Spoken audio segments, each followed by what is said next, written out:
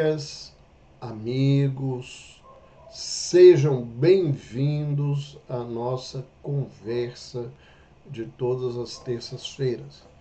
Nós vamos aí aguardar alguns instantes a entrada das pessoas que estão sendo informadas que nós estamos ao vivo. Boa noite, Beth Montes, querida amiga.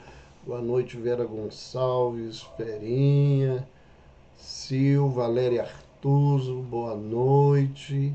Boa noite. Boa noite, Vieira.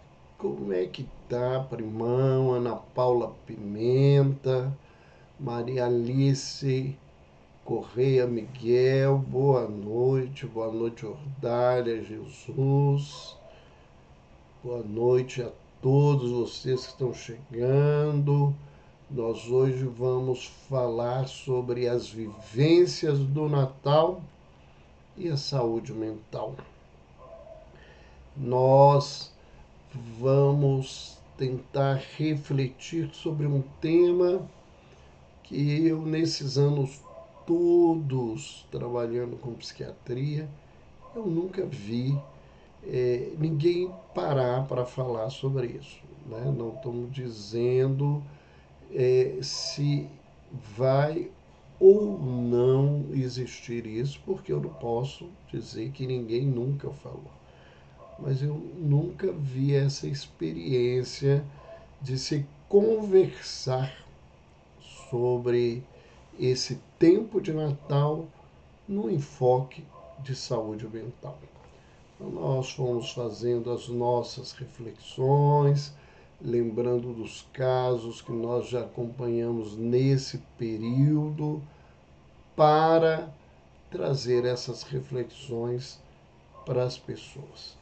Se você está nos acompanhando nesse momento e tem alguém que você acha que seria importante essa pessoa, né, poder refletir sobre esse tema, se ela tem algum familiar com transtorno mental, se ela tem dificuldades para lidar com as comemorações de final de ano, principalmente com o Natal, mande um aviãozinho para essa pessoa, convide para que ela esteja conosco nesse tema que eu tenho certeza vai trazer bastante reflexões para todos nós. Boa noite, Ascensão Nascimento, boa noite, Entre Panos e Cozinha, Verinha, boa noite, Ana Lúcia A, Márcia Marques de Rezende, boa noite. Vamos então começando, lembrando desde já que essa live ela não fica gravada no Instagram. Geralmente, né, as pessoas querem saber disso. Ela vai ser gravada, vai ser encaminhada para a nossa equipe de trabalho e posteriormente ela vai estar no nosso canal do YouTube. Quem não conhece o nosso canal, Dr. Roberto Lúcio, Saúde Mental e Espiritualidade. Então lá nós temos dezenas e dezenas de palestras com assuntos mais diversos vinculados à saúde mental e espiritualidade. Boa noite, Elza Maria Mourão. Boa noite a todos vocês. Então vamos começar a nossa conversa. E qual que é, na realidade, o objetivo desse nosso bate-papo? Primeiro, avaliar experiências de pessoas portadoras de sofrimento psíquico e as repercussões que isso pode trazer para o período natalino. E também trazer orientações úteis para familiares de portadores de transtornos mentais na época das festas de fim de ano. Boa noite, sou Ciara. Boa noite, Solange Furster, né? Furster Solange. Boa noite, vamos lá. Então, conversar sobre isso, né? Aproveitar o nosso momento para conversar, começando sobre as perspectivas das comemorações natalinas. O que a gente foi pensando que seria importante focar numa conversa como essa? Então, falar um pouquinho sobre a questão da espiritualidade, pensar quando o Natal é um coping negativo, nós vamos ver o que é isso. Quando ele é um coping positivo, também vamos tentar explicar isso tudo. Vamos trazer vivências familiares e pessoais do Natal, experiências que nós colhemos nesses anos, tendo cuidado de preservar por ética a identidade dessas pessoas e como a mudança da visão da comemoração do Natal influenciou na vida dos portadores de transtornos mentais. Então, são vários os temas, vocês estão vendo aí, muito interessantes para a gente conversar, e vamos aproveitar para falar sobre cada um deles dentro do nosso aprendizado. Primeiramente, né, vamos falar do Natal como uma experiência espiritual. Boa noite, Margarete Cesarino, essa companheira aí de toda semana, diretamente da capital São Paulo, essa grande metrópole do mundo. Primeiro, eu gostaria de comentar sobre a visão religiosa do Natal. É muito particularmente, eu me preocupo que as pessoas foram se perdendo desse propósito, dessa visão religiosa. Mesmo as igrejas cristãs, o próprio movimento espírita, trazendo essa lembrança, a visão religiosa do Natal, ela foi se diluindo na estrutura social que nós vivemos nesse momento. Fala-se muito dessa religiosidade do Natal, mas para muita gente a figura principal do Natal é o Papai Noel. Se não for o Papai Noel e a Coca-Cola. Então, a visão da presença do Cristo, do que isso representa, do que isso traz, vem se perdendo cada dia mais. Uma perspectiva religiosa que é importante a gente falar, e nós vamos posteriormente na nossa conversa, vocês vão poder ver isso como uma repercussão para a saúde mental das pessoas ou um agravamento da saúde mental das pessoas, é a questão da certeza histórica.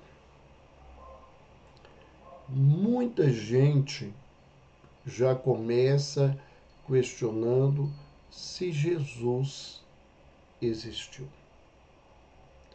E não faltam pessoas que são tidas, né, ou que são cultas em vários temas, que se comportam dizendo que Jesus é um mito, que ele não existiu.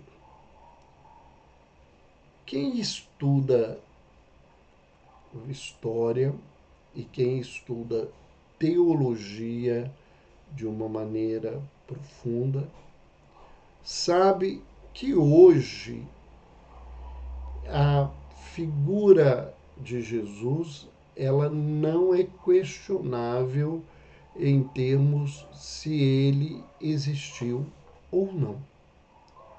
O que se questiona muitas vezes são os fatos que se relatam na Bíblia e algumas falas que estão contidas no Novo Testamento e que são margens de discussões mesmo entre os teólogos cristãos.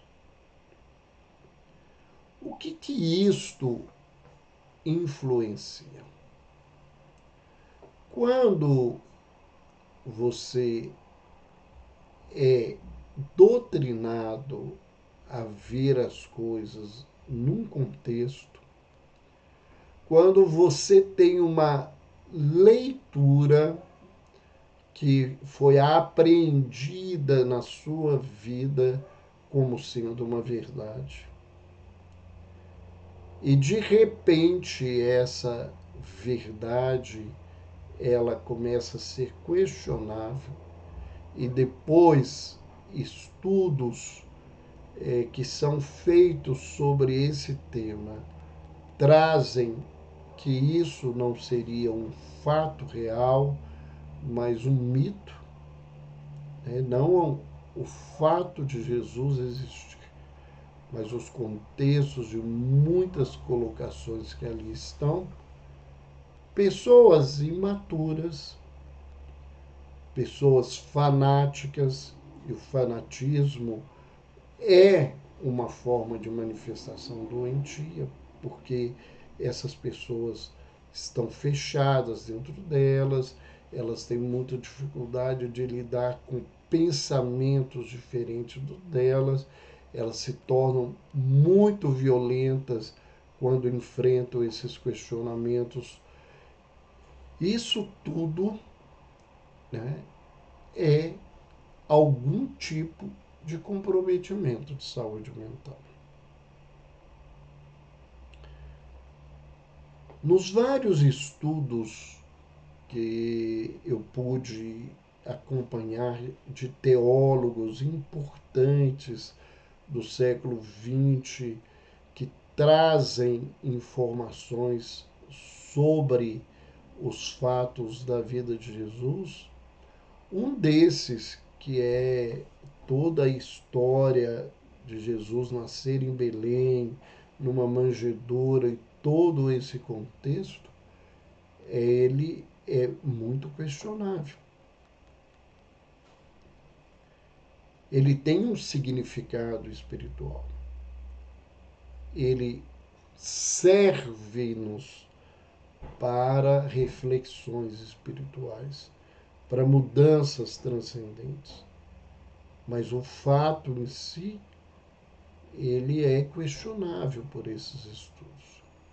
E essas pessoas frágeis, quando a fé delas é fragilizada por algum tipo de informação, elas se tornam mais carentes ou se tornam mais resistentes à informação, elas negam, elas agridem, ou elas se fecham, ou elas se desencantam com tudo, não conseguem entender, separar, na verdade, uma coisa de outra. e isso agrava a situação desses portadores de transtornos mentais, ou uma pessoa que não tem um CID, né, um Código Internacional de Doenças, mas que já tinha um sofrimento psíquico, e isso fica mais difícil. Outro fator da experiência espiritual do Natal que influencia muito e pode dificultar a situação de portadores de transtorno mental é a postura de uma família que seja ortodoxa, né? Que tenha uma visão rígida e fechada e não permite que os membros da família questionem as coisas que acontecem, ou quando alguém assume esse lugar, é atribuído a ele ser um agente do mal, é atribuído a ele estar possuído por um demônio, e toda esse conflito, essa confusão que surge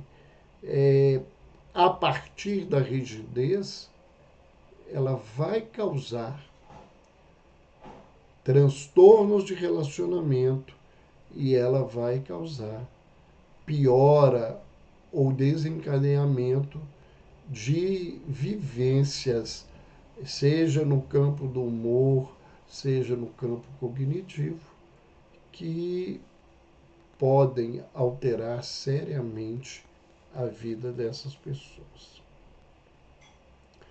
Um outro fator muito importante é que as experiências espirituais, elas, embora sejam vividas numa sociedade, numa cultura, elas são de caráter pessoal e particular.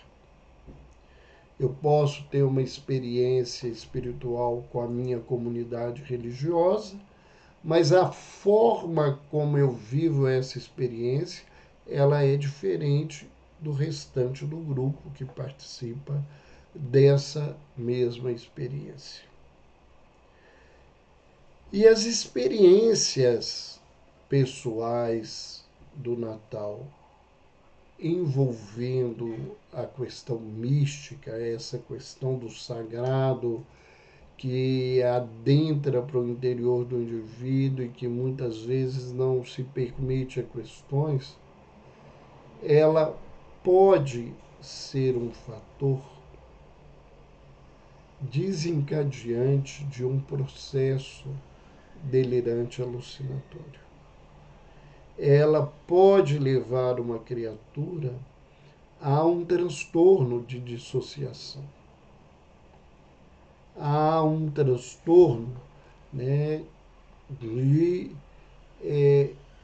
possessão ou obsessão espiritual, como o Código Internacional de Doença fala. E a gente precisa entender o que é essa vivência e ter capacidade dentro da questão profissional separar o que é verdadeiramente religioso daquilo que é patológico, daquilo que está comprometido e adoecido. Por isso, a gente precisa ter recursos, ferramentas para avaliar essas situações.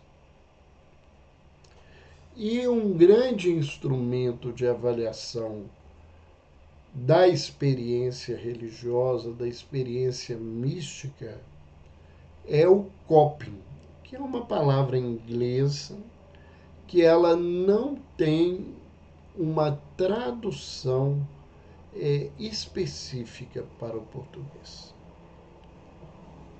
Ela poderia ser chamada de uma estratégia, né, que é utilizada a partir dessa experiência para melhorar a condição de saúde mental do indivíduo ou também para agravar o estado de saúde mental da criatura. O coping, ele tem um papel central na relação entre religiosidade, espiritualidade e saúde. Então, são as estratégias utilizadas por uma pessoa para se adaptar às circunstâncias de vidas adversas ou estressantes, utilizando a ferramenta da espiritualidade. Então, eu posso usar todo o contexto do ensinamento do Natal, do rito do Natal, da liturgia do Natal numa linguagem mais religiosa, e isto levar essa pessoa a um estado de bem-estar, e aí esse coping é positivo. Como todo esse contexto, dependendo da forma como é entregue à criatura e dependendo da maneira como a criatura coloca em si essas experiências, ela pode ser positiva ou negativa. Ela pode ajudar a pessoa a ter dias mais saudáveis, como ela pode levar a pessoa a dias mais conturbados e difíceis, até com experiências de tal complexidade que nós chamaríamos, né, nesse contexto de maior complexidade, que são as tentativas de autoextermínio. Ascensão Nascimento está perguntando, a palavra coping se escreve C-O-P-I-N-G, coping, coping, para ficar mais fácil da gente entender. Quando é que o Natal, a experiência do Natal, se torna um coping negativo? Então, nós estamos vendo aí várias pessoas entrando nesse momento, nós estamos falando sobre as experiências do Natal e como elas influenciam a saúde mental. Então sejam bem-vindos, Lisa Barbosa, Tainá, FM Contígio, sejam bem-vindos aí conosco. Joana Parreira entrou aí agora, essa irmãzona do coração com quem a gente aprende a lição bonita da afetividade. Seja bem-vinda, irmã. Então, quando é que o Natal se torna um coping negativo? Então, nas minhas reflexões, eu separei 3 situações para a gente pensar. Primeira, é essa experiência ortodoxa, cheia de comportamentos restritivos, em que as pessoas não podem fazer nada, que não pode acontecer nada, que tira as pessoas da experiência social para ficar no isolamento. Há pessoas que não participam de confraternizações do trabalho, que não participam de confraternizações com amigos na escola, porque a experiência familiar rígida no ponto de vista religioso entende que essas vivências sociais elas são comprometedoras da visão religiosa, que elas são mensagens do demônio, dos espíritos maus, que não podem ser vivenciadas. Vão realmente contra aquilo que Jesus ensina. Jesus conviveu com a sociedade, ele participou de bodas, ele convivia com prostitutas, com ladrões, com pessoas de má fé dentro da sociedade judaica. Ele participava de todas as coisas e ele entendia que isso não comprometia nem a sua mensagem, nem a sua experiência, e mais do que isso, ele aproveitava essas situações para exemplificar o seu posicionamento e ele auxiliava as pessoas dentro das limitações que eles tinham. Essas posturas ortodoxas, elas carregam críticas pesadas e acusadoras contra a sociedade.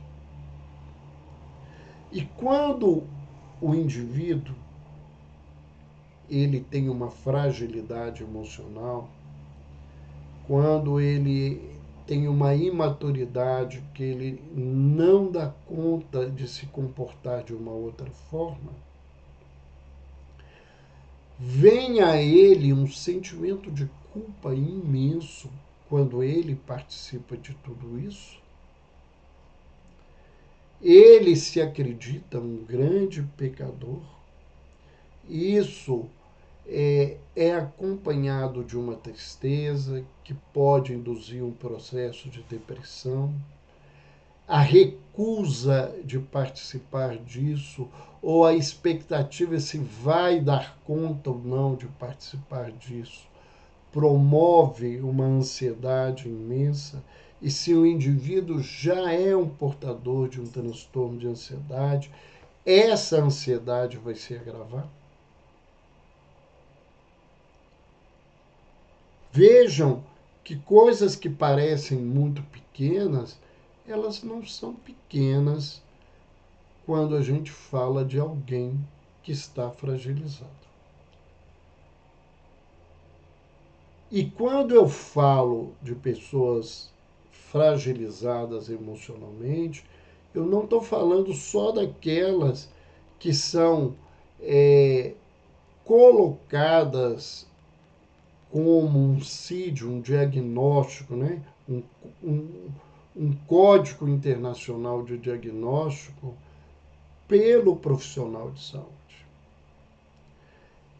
Eu conheço muita gente que não tem um transtorno mental caracterizável dentro das linhas estatísticas da psiquiatria, mas que a sua fragilidade leva a um sofrimento psíquico muito grande. E independente então de ser um transtorno mental catalogado pela medicina ou uma experiência fragilizada emocionalmente que é perceptível pelo psicoterapeuta, tudo isso precisa ser avaliado. Se você tem um paciente deprimido e esse quadro está se agravando nesse período, e ele tem essas experiências de rigidez quanto à religiosidade deles, é preciso ter cuidado, porque essa situação pode levar a uma depressão de tal forma que esse indivíduo pode buscar o autoextermínio. Uma outra forma que essa experiência do Natal pode se tornar algo negativo é quando ela inibe a vivência por livre escolha do crente.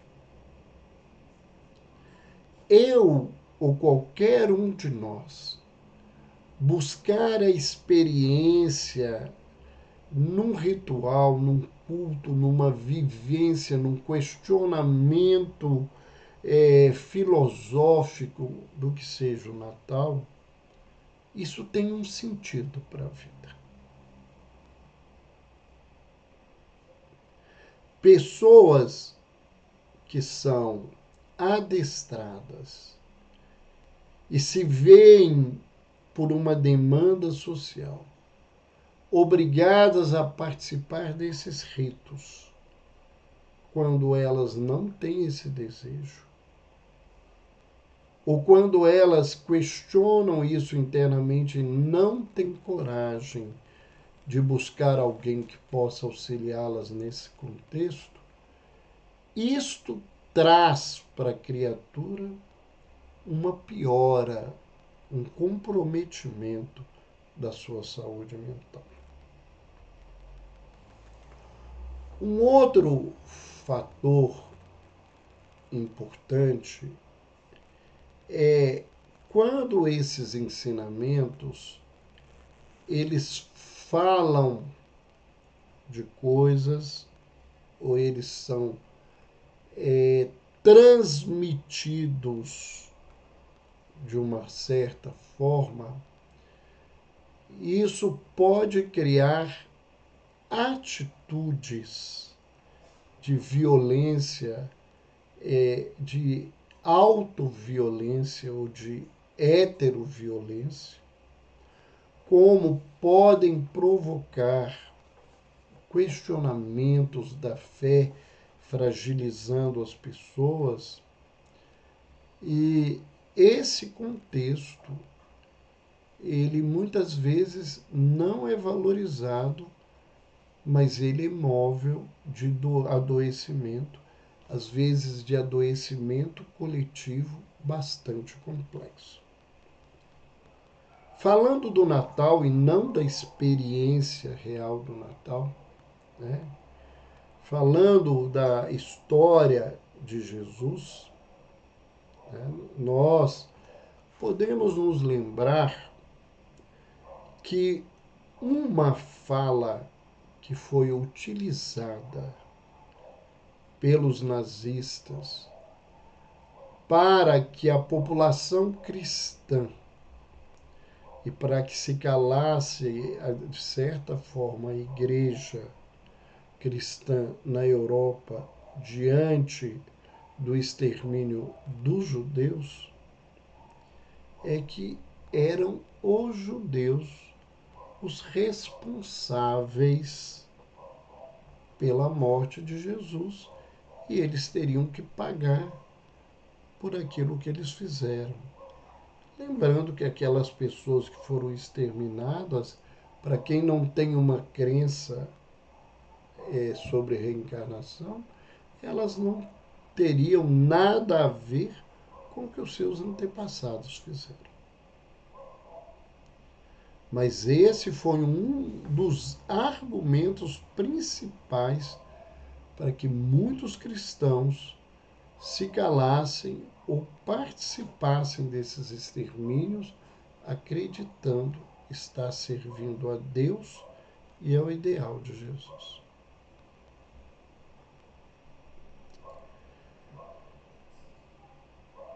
Quando muitas pessoas têm acesso a esses questionamentos teológicos, se Jesus nasceu em Belém ou não, se a história da manjedoura ela é um mito ou ela é uma realidade.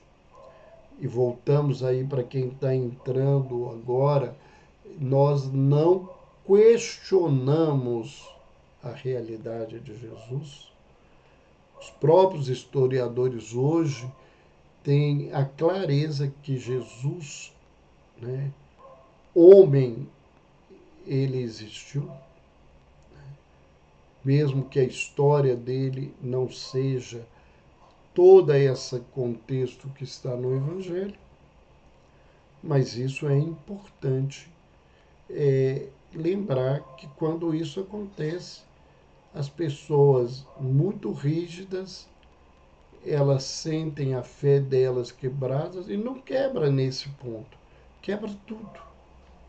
E muitos deles perdem a crença e perdem o chão e entram em depressão, em angústia, ou entram em quadros de dissociação, ou eles entram em quadros psicóticos, porque já trazem esse tipo de tendência. E todo esse contexto é bastante complexo e adoecedor da criatura. Quando é que o Natal é um coping positivo? Quando é que o Natal é uma ferramenta que auxilia a saúde mental? Primeiro, quando a experiência do Natal ela se faz de forma positiva, promovendo o bem-estar da criatura. Quando os ritos, a liturgia, as reflexões trazem para dentro da criatura uma sensação de paz, de tranquilidade, uma sensação de esperança, de fé, nós vamos ver que isso é muito importante. Estamos vendo aqui que algumas pessoas estão colocando perguntas e eu prometo respondê-las ao final para que a gente, né, não perca essa oportunidade de aprender e esclarecer o que é possível. Outra forma que o Natal é um coping positivo é quando a experiência do Natal constrói relações familiares e sociais positivas. Durante a minha vida inteira, sempre a gente teve conflitos e guerras no mundo. Sempre. Guerras localizadas, conflitos localizados. E a experiência do Natal era sempre uma oportunidade de um indulto, que era um tratado naquele momento, em que, naquela proximidade da experiência do Natal, os conflitos se cessariam para que os cristãos pudessem comemorar o Natal. Olha o que isso se faz de positivo para o mundo inteiro.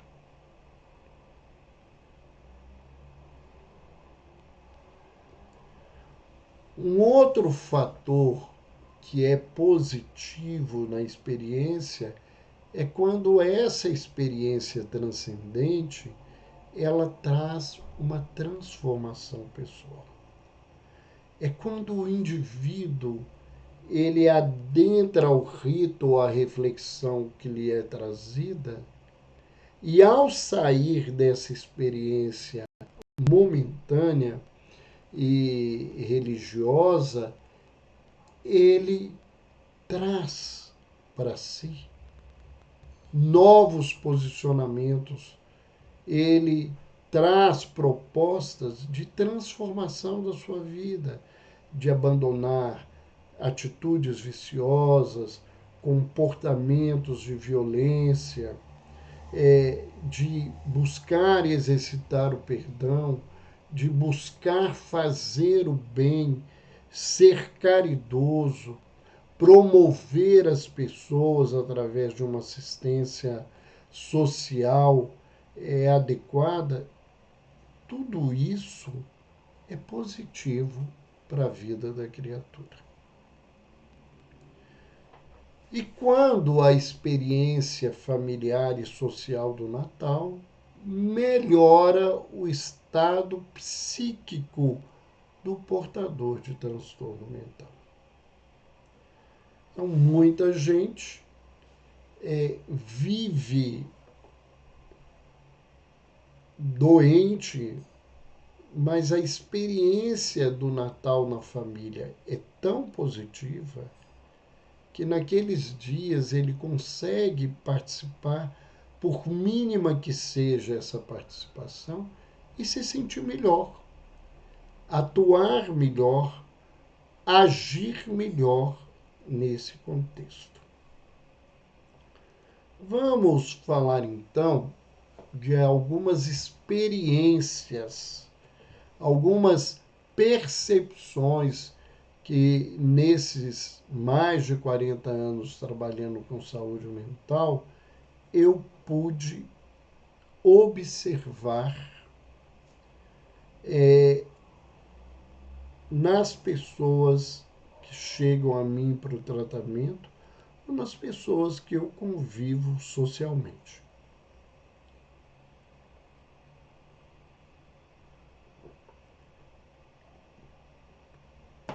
A experiência do Natal é uma experiência introspectiva. A experiência espiritual do Natal é um convite à introspecção. Mas muita gente pode dizer, mas o Natal é uma festa de alegria, sim. A festa, a festividade, é um outro lado da experiência, que é uma experiência exterior. A alegria traz isso.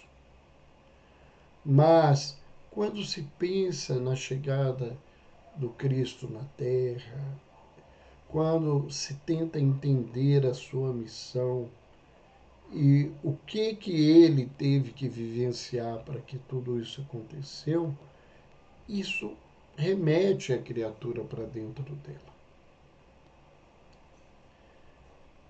E a história de Jesus, embora do ponto de vista religioso é uma história de glória, ela é uma história triste. O Natal, ele tem uma repercussão triste da questão da manjedoura. Uma criança que não encontra um lugar para acolher, que nasce no meio de uma estrebaria, num coxo que alimenta os animais, e que, embora tenha um valor espiritual muito grande, ele tem a companhia de criaturas muito singelas que passam por ali numa atitude mística de curiosidade, mas que não trazem para esse indivíduo essa repercussão de valor que ela tem. Com isso, muita gente vê o Natal de uma forma triste. E aí nós vamos falar dessas visões do dia a dia posteriormente. O que nós vamos falar aqui é dessa experiência transcendental que traz essa tristeza e que pode agravar em pessoas que estão deprimidas, que podem inclusive chegar a sentir-se culpadas da própria experiência que o Cristo viveu numa ação ou numa atitude que se aproxima de uma atitude delirante.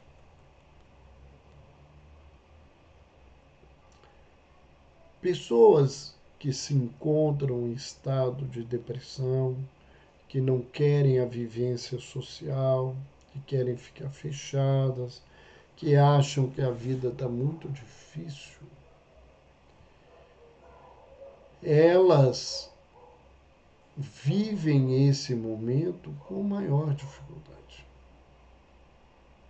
Maior dificuldade.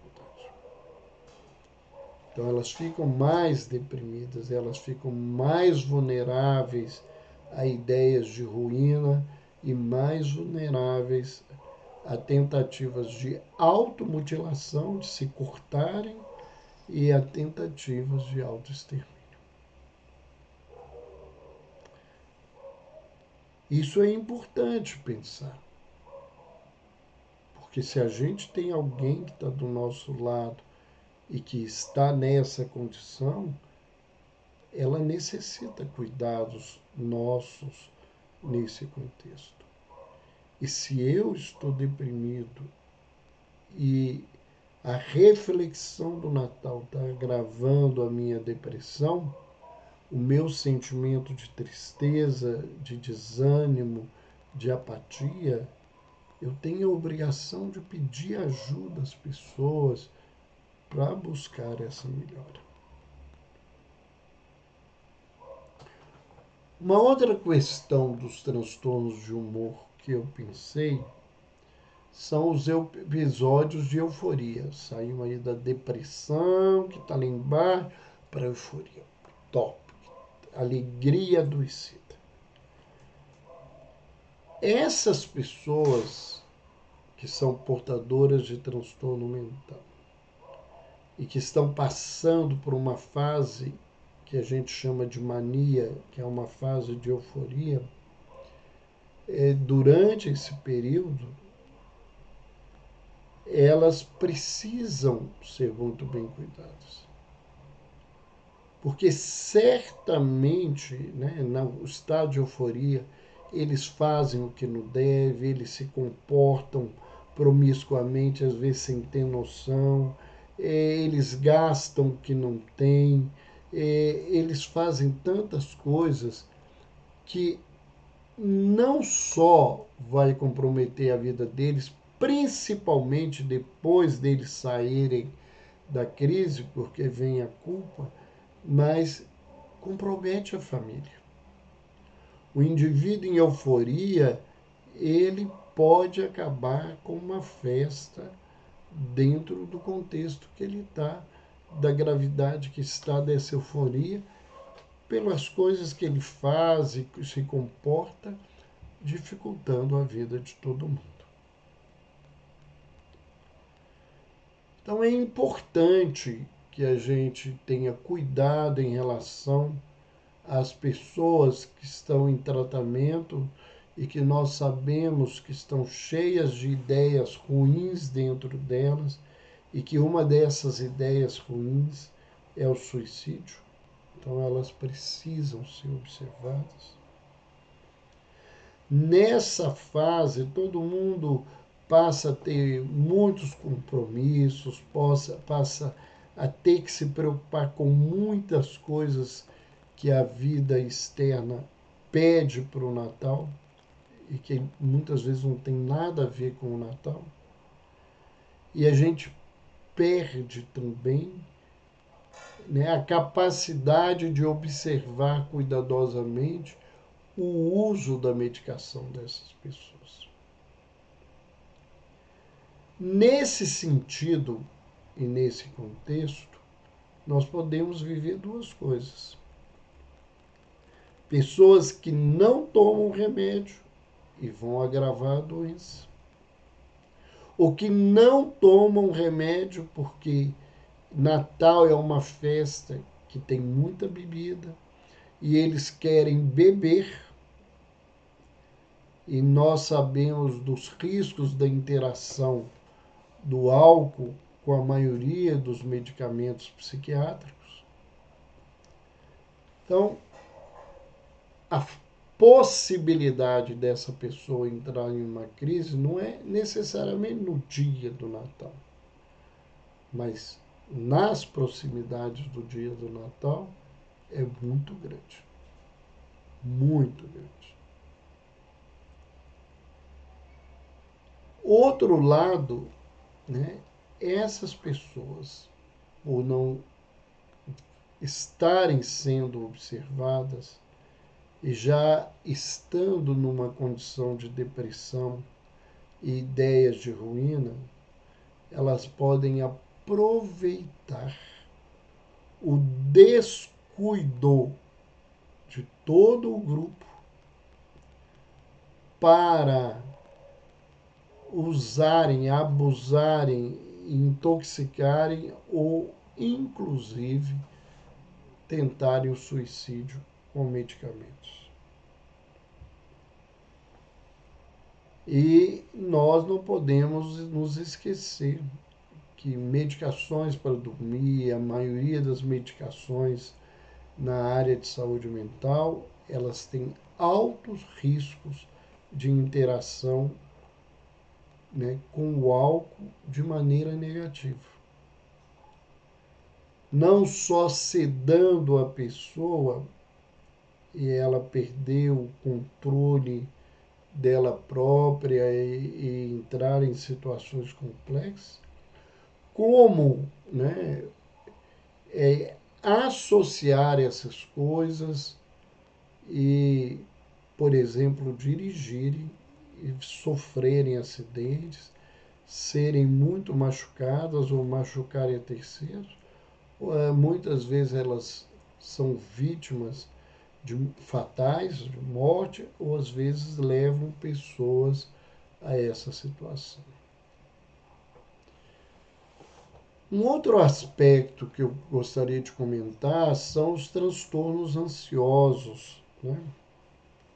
A gente vai ver que quando as pessoas gostam do Natal e também quando elas não gostam do Natal e que elas já são ansiosas por si mesmas, aumenta a ansiedade.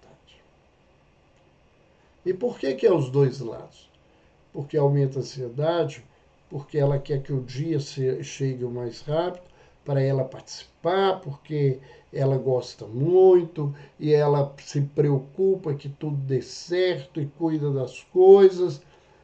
Isto, às vezes, causa um estresse muito grande na vida do indivíduo. Mas indivíduos, como nós falávamos dos deprimidos, que não querem festa, que não dão conta, às vezes ficam muito ansiosos e querendo que a festividade de Natal passe para a angústia que eles vivem, chamada ansiedade, ela desapareça desse contexto. Um quadro muito específico e que causa muito sofrimento em muitas pessoas são os portadores de fobia social, né, que tem dificuldade de falar em público, se manifestar em público, e que sabem que vão acontecer as confraternizações no trabalho, na escola, na família, e algumas delas eles não vão ser capazes de evitar, eles vão ter que participar. Isto agrava muito a situação mental dessas criaturas. Um outro fator importante são as experiências traumáticas passadas, né, que agravam a ansiedade. Famílias que têm, por exemplo, alcoólatras ou usuários de droga que costumam usar isso de forma abusiva na época do Natal e que essas pessoas já viveram experiências muito ruins de conflitos familiares, violência, agressividade, abuso, tanta coisa. Essas pessoas ficam muito ansiosas nas vésperas do Natal, com medo de tudo isso acontecer, mesmo que muitas vezes isso não vai se tornar uma realidade na vida. Mas isso agrava, principalmente para as pessoas que têm medo, porque sabem que o pai, a mãe, o irmão, a irmã, o tio, o avô, a avó não pararam de beber, que quando a família se reúne, eles bebem em dobro, e que a maioria das famílias, quando bebem, o comportamento é disfuncional. Geralmente você não vê essa funcionalidade na grande maioria das famílias. Há sempre alguém que vai falar algo que não deve, que está bêbado, e o outro vai responder, vai ser ruim, vai criar um clima ruim. Então isso tudo dificulta e agrava a situação. As dependências químicas, sejam quais forem, elas são um grande problema durante o período das festas de final de ano, e entre essas festas nós temos o Natal. Por quê? Porque é uma oportunidade para agravar o abuso dessas substâncias, pela maior oferta, principalmente a questão do álcool. Muita gente, quando fala em dependência química, se lembra logo de maconha, se lembra de cocaína, de crack, né? Mas, do ponto de vista de saúde pública, o álcool e o tabaco são as drogas mais prejudiciais para a saúde das pessoas. E no quesito comportamento, o álcool, ele é um elemento complicador quando as pessoas abusam dele. Então isso piora a pessoa, ela se frustra, a família se frustra, e aí nós temos cenas de violência, e essas violências podem ser contra terceiros, mas podem ser contra as próprias pessoas, e os resultados finais nem sempre são bons.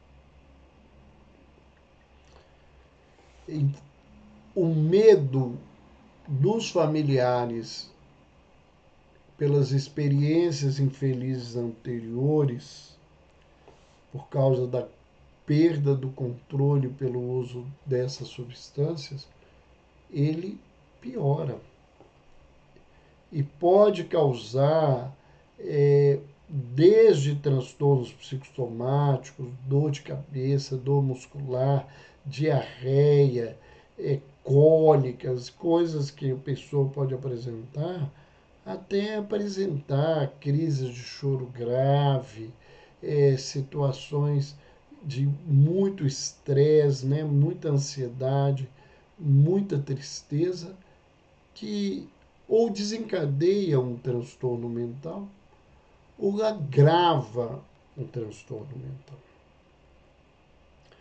Quais são as atitudes que as famílias podem usar para amenizar essa situação?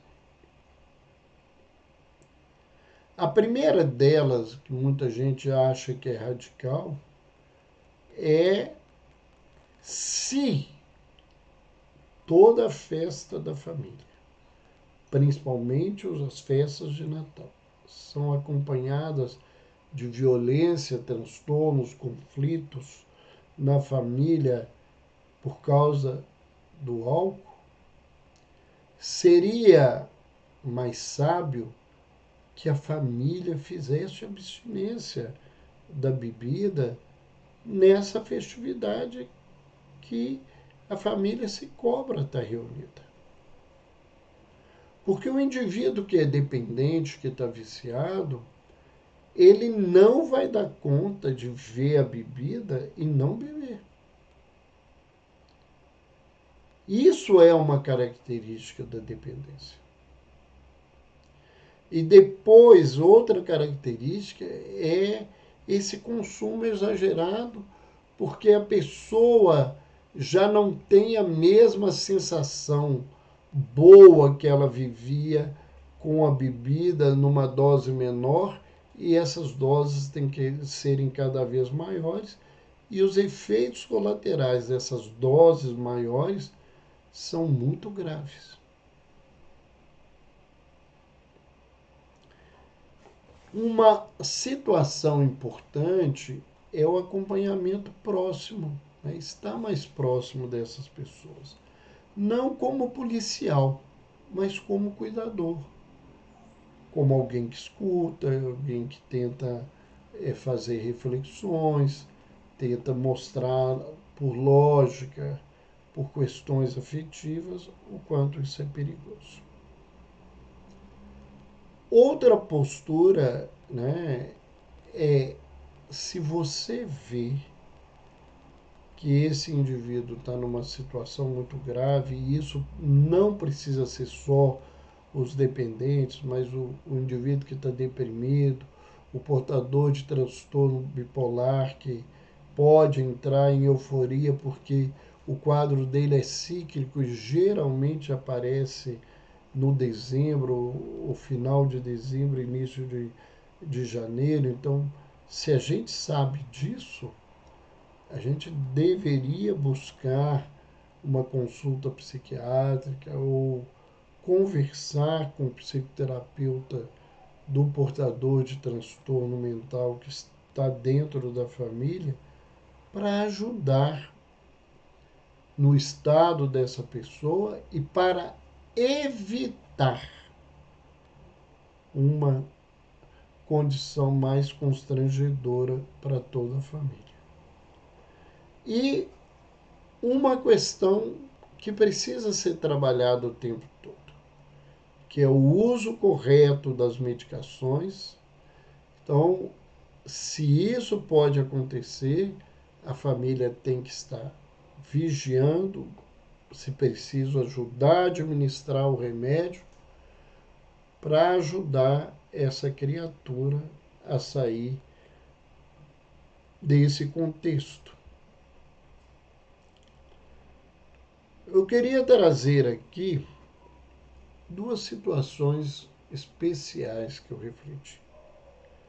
Primeiro, os conflitos que geralmente acontecem por causa das crenças na família, quando essas crenças são conflitantes, pela invigilância para evitar isso, que é fruto de duas coisas: de intolerância,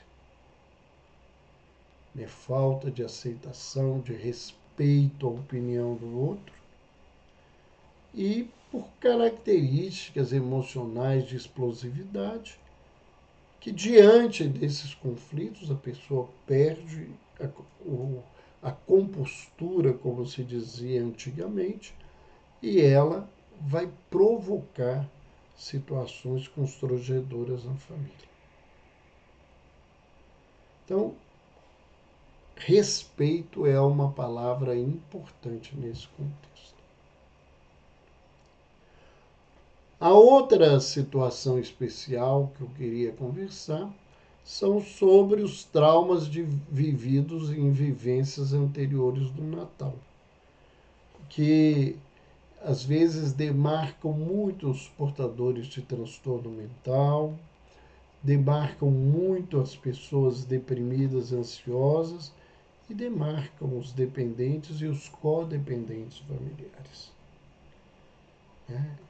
As histórias de violência familiar durante o Natal, elas são muitas vezes motivo de tristeza para as pessoas que viveram isso e pioram no período do Natal, ou de muita ansiedade porque sabe que vai reunir e aquilo pode virar em um problema sério. Uma outra situação traumatizante são as das pessoas de baixa condição socioeconômica, que não tem condição de fazer a festa que o mundo criou hoje para o Natal, de dar presentes caros para os filhos, de colocar uma ceia muito farta, e que isto causa imensa tristeza, sofrimento, causa muita angústia, e que não somos nós que vamos resolver o todo, mas a gente deveria ajudar as pessoas nesse contexto.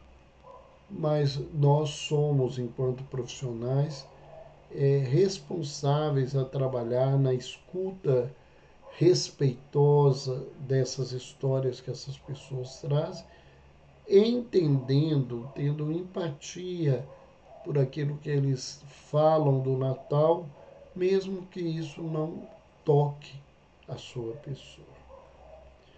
Uma outra situação traumática que às vezes adoece a família inteira na época do Natal são famílias que tiveram perdas graves, às vezes o pai, que era o provedor, perde o emprego na véspera do Natal e isso se torna um sofrimento grande, ou os lutos por separação, os lutos por morte, que acontecem no Natal. Eu já vi muitos casais resolverem se separar na véspera do Natal.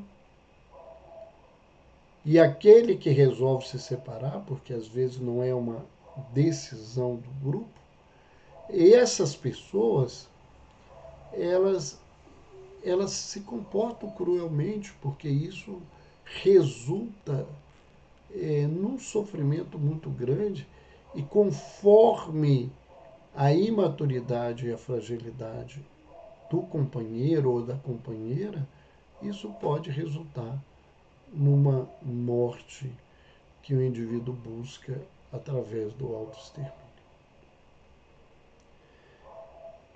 E temos aí que pensar, né, que essa proposta do Natal do mundo de agora, que eu uso muito para falar que é o Natal da Coca-Cola, porque foi a Coca-Cola que criou o Papai Noel vestido de vermelho e branco, e da neve trazendo presente com a garrafinha de Coca-Cola.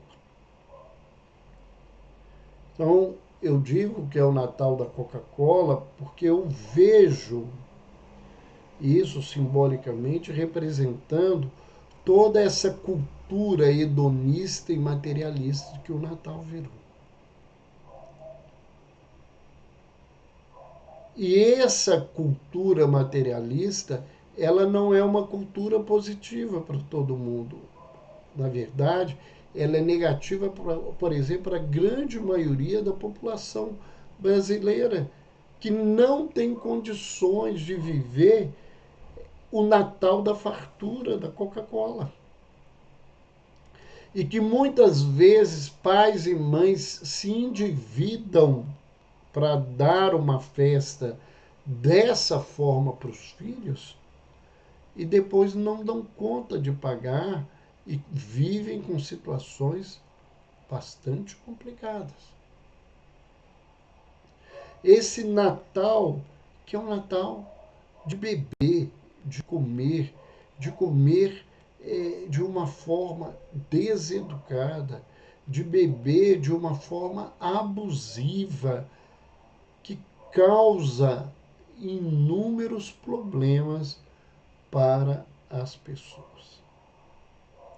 Então, esse Natal hoje, que é presentes, ceia, né, uma festa nesse contexto, ele provoca, na grande maioria da população, um sentimento maior de baixa autoestima, um sentimento de desvalorização, de angústia, de incompetência, de incapacidade de fazer aquilo para as pessoas que ele ama ou para ele mesmo, né? Ou fazer isso de uma forma inadequada que vai resultar em dor e sofrimento mais à frente. O Natal, ele é bastante positivo quando ele se faz na vida das pessoas como uma mensagem de esperança,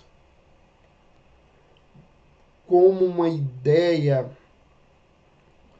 que convida o mundo ao amor.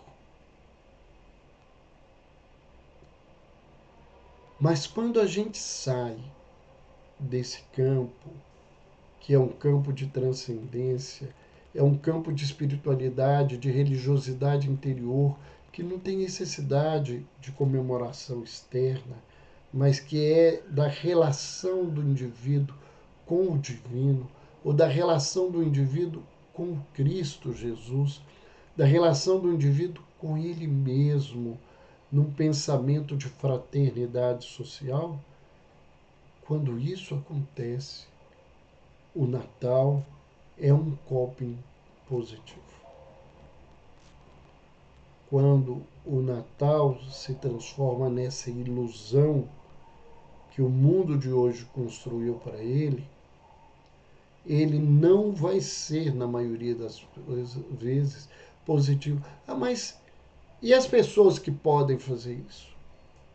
Nós vamos ensinar, por exemplo, às crianças que elas podem ter tudo, que elas podem querer tudo, elas podem pedir, porque nós somos obrigados a dar, porque nós vamos dar, se nós não falamos com ela que o Papai Noel é que traz, mas falamos com ela que somos nós que damos o dinheiro para o Papai Noel trazer, elas vão acreditar que a gente vai ter que ter dinheiro sempre para isso e que elas têm o direito de querer tudo isso sempre na vida.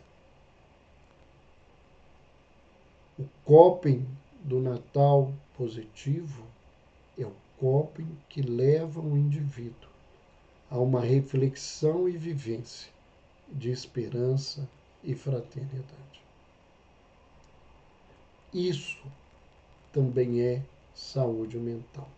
Vamos ver aqui, vemos alguns comentários. Eu sei que tem uma pergunta que eu deixei de responder. A Elizabeth Montes colocou aqui: Doutor Roberto, desde criança eu ouço mamãe dizer que não gosta do Natal e sempre, nossos filhos sempre cobrando dela porque ela não gosta. Será, doutor Roberto, que possa ser um trauma da infância? Pode ser um trauma de infância, pode ser que as vivências da família de Natal seriam ruins, às vezes famílias muito carentes vivendo essas dificuldades, ou as posturas da família causando muito conflito.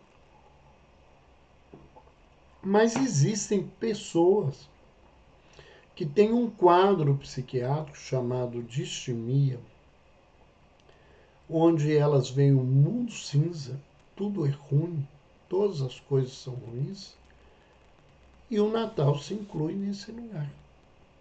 Então elas não conseguem ver a alegria do Natal, a beleza do Natal, terem reflexões positivas desse Natal. Deixa eu ver se tem mais algum comentário, alguma pergunta. Alguém trouxe alguma pergunta aqui no final. Desse jeito, acho que era essa a pergunta.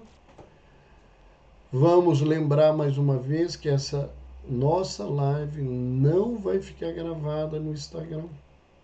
Ela vai posteriormente para o nosso canal do YouTube. Se você não conhece o nosso canal, entre no YouTube, Dr. Roberto Lúcio. É um canal de saúde mental e espiritualidade, e lá nós temos dezenas e dezenas palestras, seminários, entrevistas, comentários curtos que a gente traz sobre todos os temas ligados à espiritualidade e à saúde mental. Lembro àqueles que estão conosco que essa é a nossa última live das terças-feiras deste ano. E nós só vamos voltar às nossas lives, vamos manter as nossas postagens todos os dias, como sempre temos feito. Mas as nossas lives só vão voltar, na verdade, no dia 16 de janeiro.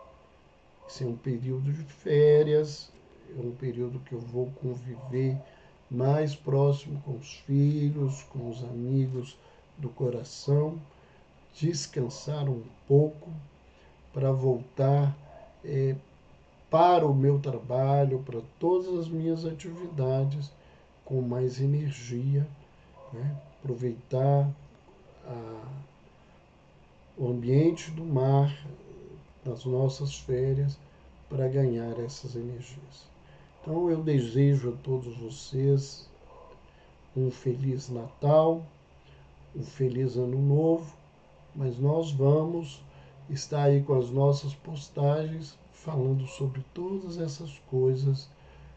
Elas vão continuar e nós certamente vamos trazer experiências, trabalhos e propostas dentro do nosso objetivo, que é uma jornada na arte de acolher, para o próximo semestre, para o próximo ano. Um beijo no coração de todos vocês, boa noite.